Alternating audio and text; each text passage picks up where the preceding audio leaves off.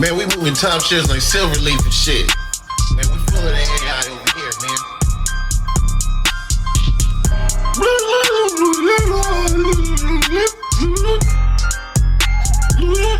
Kinda lame. Voila! It's your brother John Mack, aka Mind Bender. The brother moving smooth in traffic, yeah, the original time bender. Keeping it oh so smooth like a thong in a fat bitch's ass. What's up, my peoples? Wow, it's so much to talk about. So much commentary out there that has built up over the last couple of weeks that I've been, kind of delayed in my responses to a lot of different scenarios. On top of the fact that, YouTube struck me and hit me with, a nasty little shadow ban. So my videos ain't really been getting out there like they supposed to. And my views have been kind of low lately.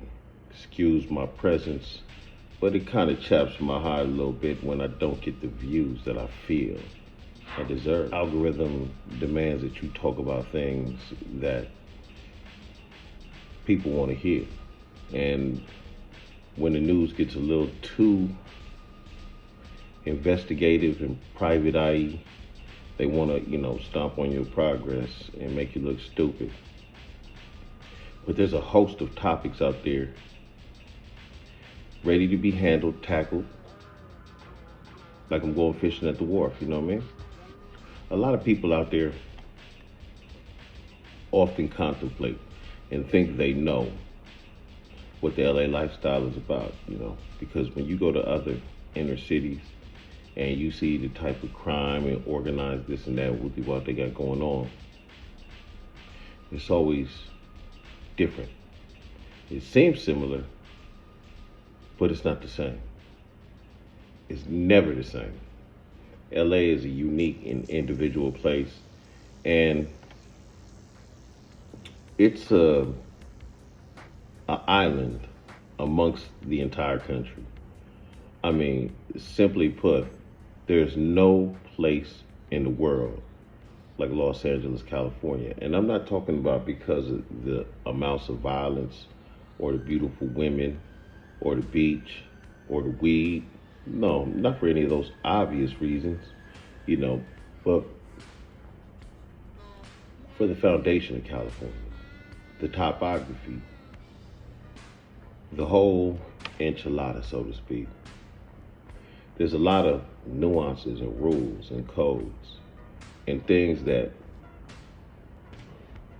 plainly display. If you don't watch yourself in Los Angeles, California, you can end up with a white sheet over your body real fucking quick. You see the people in California, they're smooth. They're not up in your face and, brolic like on the East Coast, like in New York. People are really forward speaking, kind of rude in a sense, you know what I mean? They don't really have that Southern hospitality like Southern California does. But on the West Coast, it's different. There's certain things you can't do. There's certain clothing you can't wear. There's certain conversations you can't have. And the other day on Go Dumper, it seemed to stir up some emotions when DW Flame asked for a cigarette from Trick Baby. Now, before I get too knee deep into that story, I want to talk about Go Dumper for a second. And unlike most people, I'm not going to take a shit on Adam. Because Adam 12, he just does what he just does what he's trying to do, with the format and platform that he's given. If people want to go work at the station with him, hell, it's a free country. Why not? I'm not going to go on the white thing and the culture vulture thing. That's fucking stupid. That's a waste of time. Because at the end of the day, This whole goddamn platform is ran by white people. So when motherfuckers talk about, oh, well, you going to do this and you going to do that, like YouTube is separate pieces of stock per channel. It's a goddamn email address, and it's that simple. And although our main platform, in order to get out this information about life, is available, we choose not to use it for that. We choose to use it for gossip and things that are not news. Anything is goddamn content in black YouTube world. Anything. You can have anybody on your platform. You can talk about worthless gangbanging, all kind of dumb shit. And, you know, for me, I'm from Los Angeles, so I'm not finna go the same route as Cartoon 53, talking about our mothers and aunties and all this other shit. And fuck all that. You're a grown-ass man, homeboy. We don't need to hear that stupid shit. You know what I'm saying? Gangbanging is the plague and poison that it is. And anybody that's out there celebrating this shit is foolish. We done lost a lot of homies to this shit, and motherfuckers keep stirring up the goddamn dust in order to bring these kids back into the fold. Like our lives were so important. They wasn't important. It's just that YouTube feeds on negativity. And so does the rest of these fuck boys out here. Because they know that content revolves around death and destruction. You see, when Takeoff got his head knocked off on YouTube, 1 billion views. You know what I'm talking about? 1 billion views. When Eminem takes his shit on BENZINO, everybody want to hear about it, laugh, ha ha ha ha, nigga. But, you know, nobody really looks at the whole picture of the destruction that is clout. You see, in our community, everybody want to thrive on clout. Everybody want to think that they got all the information and just jump out there like little gossip whores. You know what I'm saying? No real facts, no real journalism, no real footing in this world with a say-so, and their vernacular is terrible. It sounds like they got a mouth full of crawdads or something. They ain't never really talking about nothing that's has essence, nothing that has substance, nothing that has velocity and weight. They talk that watershed, that stupid shit. All you hear is a gang of spackle coming out their mouth, a gang of swine. You know what I'm saying? And my grandmother told me a long time ago, don't cast pearls before swine. Now, I'd like to believe somewhere in telecommunications world. No, let me give it a better title. Somewhere in mental telepathic world, that I have this insight with everybody that watches my channel. And they're all high IQ, intelligent, well-versed people who understand context. And sometimes get caught up in watching the foolish shit too, because it's good to see monkeys juggle a ball. You know, that's funny. But when it comes down to the meat and potatoes and the grassroots stories and real news and real journalism, they venture over to Metro 360, the 2 or 3 of them. Because they realize that their life is being filled with hot air and they're ready for some steak and potatoes now. And I'm here to give them that. But these other motherfuckers, these fluff bandits, these motherfuckers that's in their 40s and 50s, still talking this funny ass gangbang shit like Crack 100. And this bald, milk dud, stupid ass. We all know he's the fucking police, and anybody that don't know is stupid. You know what I'm saying? We know that Reggie motherfucking Jr. and that other motherfucking John Highland motherfucker over there, we know that them motherfuckers is patsies. They flunkies. You know what I'm saying? Them niggas is muskrats, cockroaches, ants, dust. You know what I'm saying? A nigga with COVID aftershocks 2 years later. That nigga Reggie is still in a goddamn wheelchair or something. Looking weird with his head so fucking swollen and big like Barry Bonds, like the nigga's on some type of Balco cream or something. Why is your fucking head so big and your neck and body look so terrible? That's because of all the negative karma, bro, that you have. Now even Suge is snitch, bitch, telling. I said this a long time ago. I said Suge been telling. I don't know why motherfuckers want to just give him a pass. This Suge been telling. You know what I'm saying? Suge been telling since Pac got clapped. From that day, he been telling. Now, he retracted a lot of his statements. So I don't want to see nobody sit in jail. Except for Keefe D and Reggie Jr. Motherfucker. Why don't you just say that, Suge? We all know what the fuck you mean on that dumbass podcast that you got going with Dave fucking Mays. Are you kidding me? Dave Mays and Benzino is two dummies. Period. Two dummies. Them niggas squandered an empire.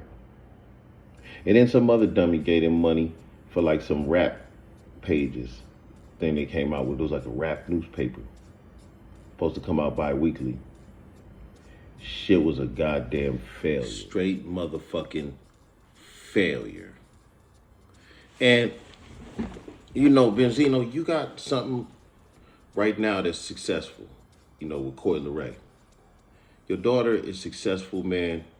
And here you come out the fucking woodworks embarrassing the shit out of you. Go online and just create craziness for no reason, make up things, try to make it seem like I just don't, it just has to stop. And if you notice, it has been a pattern for some time now, a pattern since he went on Clubhouse and did the whole blick situation and leaked the fact that I had the record with Nicki, since he went and tried to downplay my album sales on Trendsetter, since he went and tried to, like, it just seems like every single time, instead of you congratulating me and be happy for me, you want to go online and try to use me to prove yourself to these people in this industry on why you feel like you didn't get the respect or whatever it is that you deserve. And now that's 3 times you done embarrassed this baby girl. Now, the first time, and which reminded me, the other day, I was watching Vlad TV, and there was an interview with Bosco 100 on there. And the guy interviewing Bosco, if I'm correct, I don't really want to say his name, but he's a journalist, and he's one of the guys that was instrumental in writing some of the BMF memoirs. And he claimed that, you know, him and Benzino had been friends for a long time. And Benzino made like some illegit comments or something like that, like, if it was a white couple, you know, people wouldn't be saying nothing. And the fact that he referenced him and the dude's relationship as a couple was suspect. He just made a big thing over nothing. I mean, I was staying overnight. I was in the shower. He came banging on the door. Boom. The Spanish guy came up first. I said, yeah, I'm gonna go downstairs. He has my credit card. I was staying overnight. That guy's crazy, man. It's nuts. So checking out. It's not even a big thing. He's wasting your time. He ain't did no fucking crime or nothing, man. Motherfucker's crazy. Came in here banging on the door. Boom, boom. The Spanish guy came. Yes, amigo. I'm staying another night. We go downstairs. I'm in the shower. What the fuck does he want me to do, man? All right, sir. Crazy, man. So we're leaving. Is there anything else in this room? There's somebody else in the shower. You want to go talk to him? He's right there. He's getting ready. Standing right here, you can see your man sees. Okay, there you go. I told the Ivan that I was staying Hey, sir. Hey, I came up here and stuff. Not you, sir. And everything. Man, fucking out of his mind. Hey, little face. How you doing? You see me? You see me? Hi. Oh, that was delicious. Is that egg sunny up? That is awesome. You gonna say something for me? Thank you very much. You good, Mr. Scott? And he's the registrant. Okay. He's the person who got the room, dealt with the room, dealt with them. I never dealt with them. What's your name, sir? This is the we're not losing no sleep because he's telling us we're not coming back. It's just What's your birthday? principle of everything. I'm sorry? You know what I'm saying? Now, granted, if we was white, it never would have happened. We know this. I mean, So hold on. that's deep All right. regardless situations, right? That's how I Regardless feel of all about it. this, Okay. okay? I'm going to bring the gentleman out here because Please do. in the state of Georgia, Please do. if someone doesn't That's fine. want your business, That's all right, and because we're going to take this over his head to Red Roof and the management. That's fine, and you can do that's that. okay. Well, Okay. go get him so I can get his info, but please. here's That my gentleman question. right there? No, here's my question. When he comes outside, when I get him, we're not going to have any issues, are we? What's the issues? You no. think I'm going to have issues with 70 No. million, with 40 police Listen, out here? Like, listen, what sense does this Listen, make? my That's the guy question. that knocked on the door. Hang on. Huh? That's him? That's the guy that Can I knocked on the talk? door. Can I talk? Yeah, go ahead, brother. What I'm saying is, before I bring him That's out here, him. That's him. okay, that's fine. Once I bring him out here, I just want to make sure we're not going to have any issues. Okay. There's no issues. Okay, honestly, cool. Man. I just want him to get That's over, cool. get this over with. That's cool. Just hang on right there for me. Hey, go stand over there. All right, so you want to trespass him? Was that right? Was that you that just spoke to him? Yeah. Okay. Yeah. So they can't come back here no more. Okay. They can't come back here no more. So have you done this before? Yeah. Okay. So one thing, I mean, you just got to do it. It's on. What's the word? It's on camera.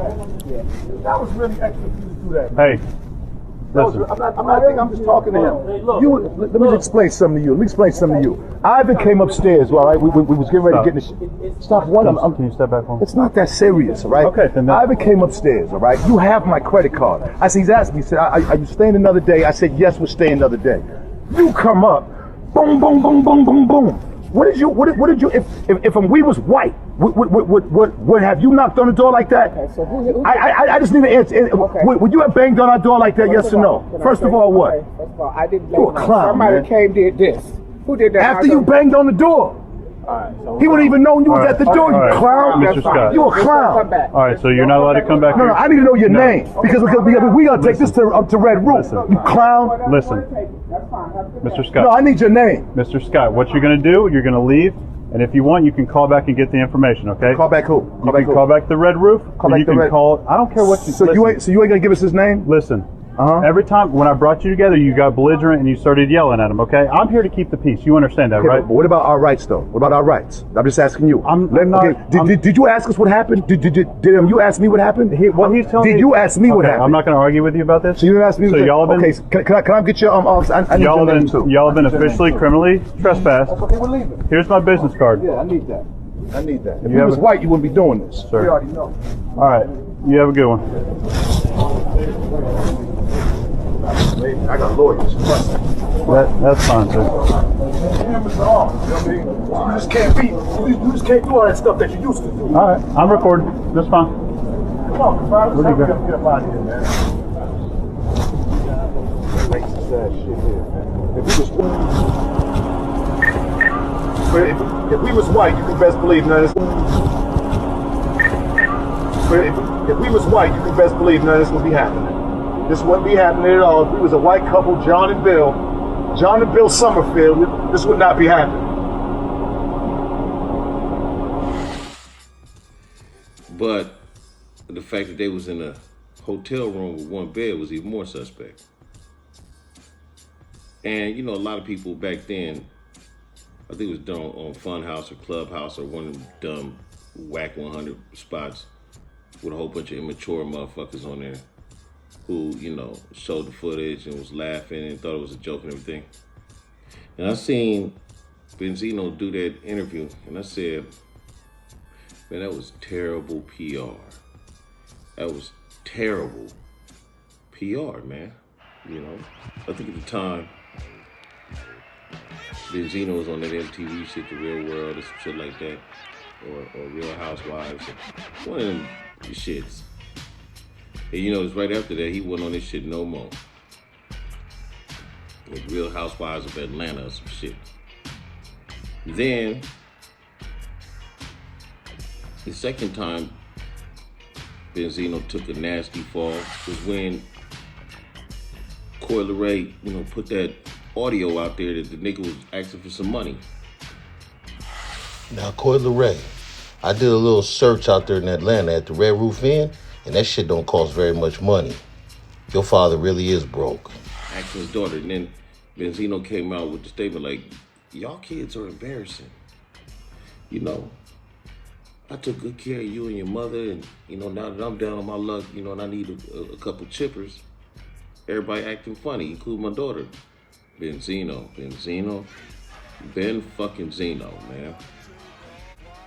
You see this face right here?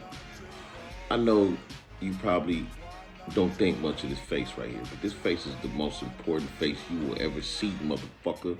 I'm gonna tell you something. I raised 3 sons, homeboy. My oldest son is a college graduate from UNT. My youngest son is at UNT right now. I'm 46 years old, which means I've been doing this since I was 19, bro.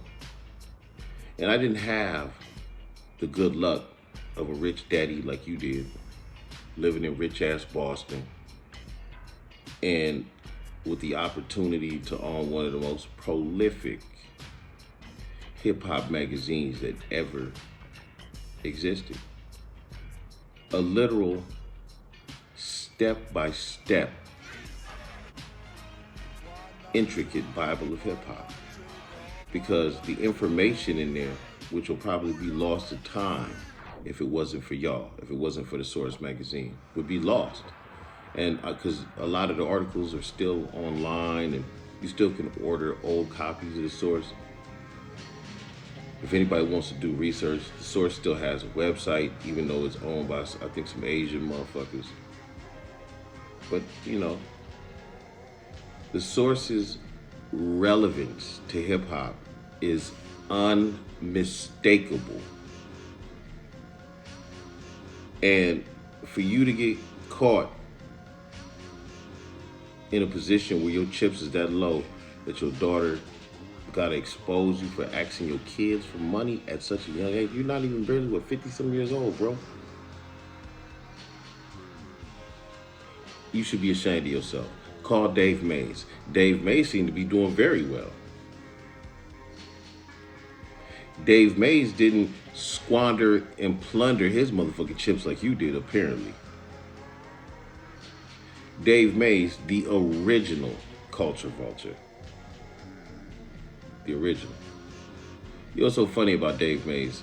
The Source used to be the most biased East Coast piece of propaganda on the planet.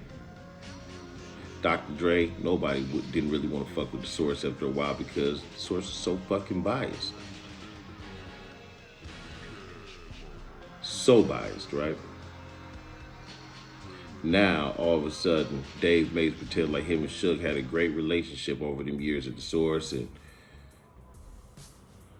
now you got a podcast going on with Suge. Dave Mays, let me tell you something. Talking to this convict ass nigga ain't the culture, bro. Period. Suge is doing a whole lot of dry snitching on that podcast, and we don't want to hear his stupid shit. If I was you, I would duck and run for cover immediately. Put that meth and Red Man on. You know what I'm saying? Run, duck for cover. Run, duck for cover, motherfucker. Because you look like a fucking fool making yourself as a cartoon image. Sugar's a cartoon like the shit is for kids or something. This shit ain't for kids. Suge ain't teaching nobody nothing. Suge is talking about a whole bunch of dumb shit. Nothing important to the culture. He's not an influence at all.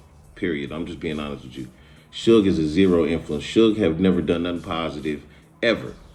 Except for beat people up, piss in cups, make people drink it, hold motherfuckers over balconies, make them sign funny contracts, call Dr. Dre gay every 5 minutes, try to antagonize and chase Snoop around. I mean, what the fuck is wrong with this dude, man? He's the absolute epitome in narcissism. Period. And then Reggie Jr. fat ass, I mean, at first, you know, let the respect level remain for a great mogul in Suge Knight. That should be said. We shouldn't just sit here and bash one of the greatest recording CEOs that ever lived, that generated his record label into a $500 million enterprise in 1996. That's amazing. And it's amazing how you lost 500 million, Suge. You lost 500 million. Still trying to do them bully tactics. Got your ass clapped at the 1-0. Got your ass knocked out by a barber. You got this fat pig, Reggie Wright Jr., talking as if he was you. And now we find out y'all was in the Bahamas together. Y'all both tossed the hammer simultaneously, the 40 Glock that Hussein Fatal had on him. Now it all comes out. Suge, was you convoluting with Reggie Jr.? And then the shit backfired on you somehow?